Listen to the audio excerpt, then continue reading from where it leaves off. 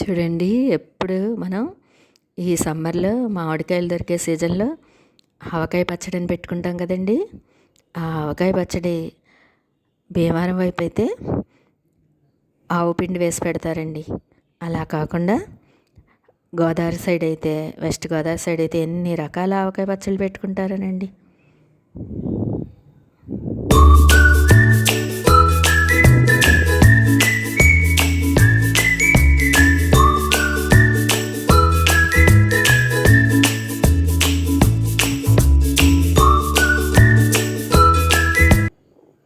Hi అండి అందరికీ. చూడండి, చెప్పాను కదా మీకు, భీమవరంలో అయితే ఎప్పుడు రెగ్యులర్గా ఒక రకమే పెట్టుకుంటామండి. మా అమ్మగారి ఇంట్లో అయితే అలా కాకుండా మా అత్తయ్య గారి ఇంట్లో అయితే ఎన్ని రకాల పచ్చళ్ళు, ఎంత వెరైటీలు పెడతారోనండి. పెసరపిండి ఆవకాయ అని పెడతాము మా అత్తగారింట్లో. అసలు అదిరిపోయే రుచితోటి భలే ఉంటుందండి ఈ పెసరపిండి ఆవకాయ. ఆ ఆవకాయలు అయితే రకరకాల ఆవకాయలతోటి అసలు ఎంత బాగుంటాయో. ప్రతిదీ కూడా తీపావకాయ అని పెడతారు, అలాగే పెసరపిండి ఆవకాయ, నూపిండి ఆవకాయ, మెంతిపిండి ఆవకాయ. అలా ఒక రకం కాదండి, ఎన్ని రకాలు పెడతారో. ఎండు ఆవకాయ అని చెప్పి, కాయలు కాయలుగా గుత్తులు గుత్తులు ఆవకాయ అని, అలా రకరకాలు ఉంటాయండి. ఈరోజు మటుకు నేను చూడండి మీకు ఇలాగా పెసరపప్పుతోటి మనం పెసరపప్పుని డ్రై రోస్ట్ చేసి చక్కగా ఆవకాయ పచ్చడి ఎలా పెట్టచ్చో మీకు ఈజీగా చూపిస్తాను. చూడండి ఎంత బాగుంటుందో ఈ పచ్చడి అయితేనండి.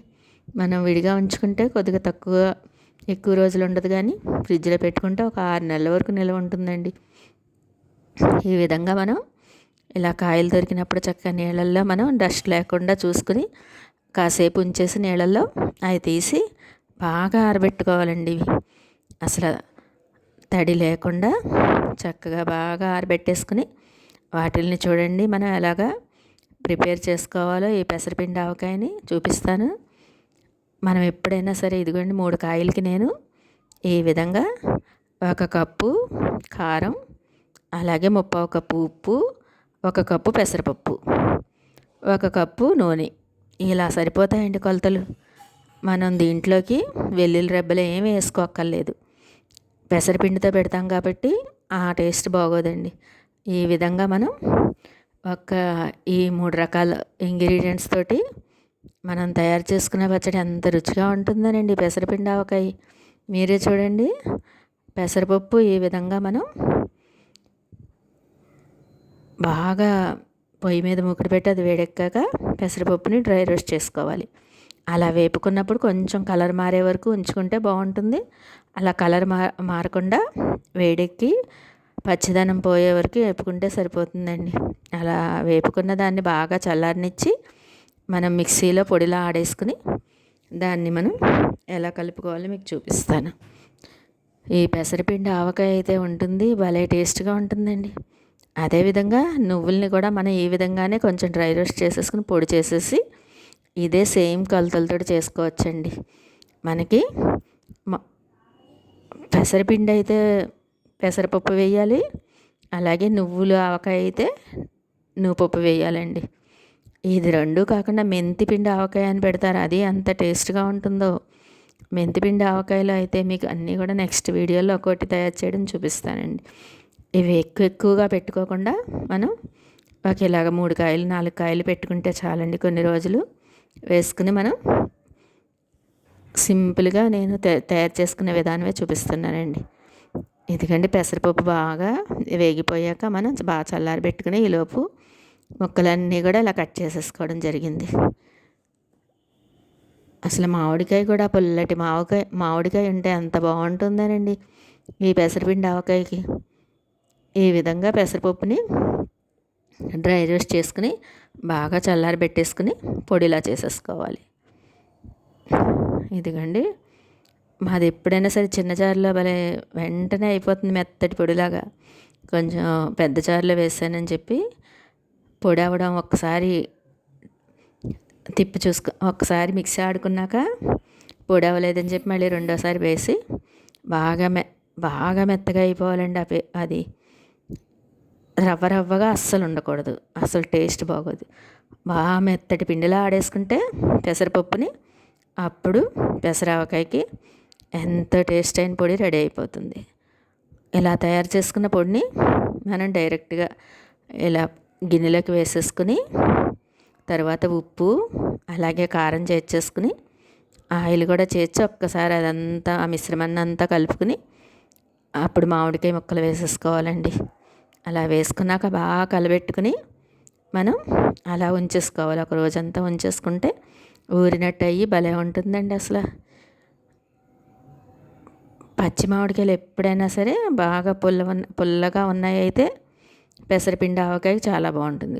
పులుపు తగ్గినా పర్వాలేదు కానీ పుల్లగా ఉన్నవైతే భలే టేస్ట్ భలే అదిరిపోతుందండి. అసలు ఈరోజు అయితే ఈ ఆవకాయ పచ్చడి ఎంత బాగా కుదిరిందో. పెసరపిండి ఆవకాయ అని ఇలా పెడతాం కదండి, అసలు సూపర్ టేస్ట్ తోటి చెప్తాను కదా మీకు, అదిరిపోయే రుచి అంటే ఇదేనని.